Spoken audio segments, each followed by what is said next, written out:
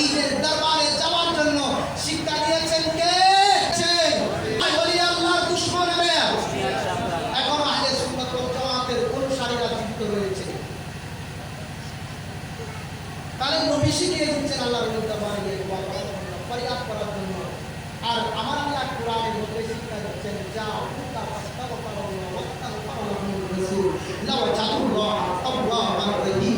আমার নবীর দরবারে যাও, নবীকে ওসিলা বানায় দোয়া করো, দোয়া আমি কবুল করবো।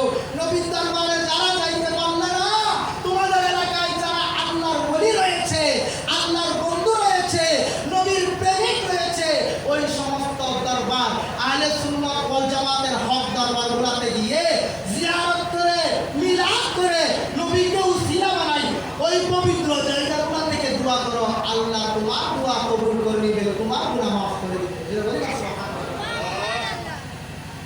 আল্লাহর ওলিদের দরবারে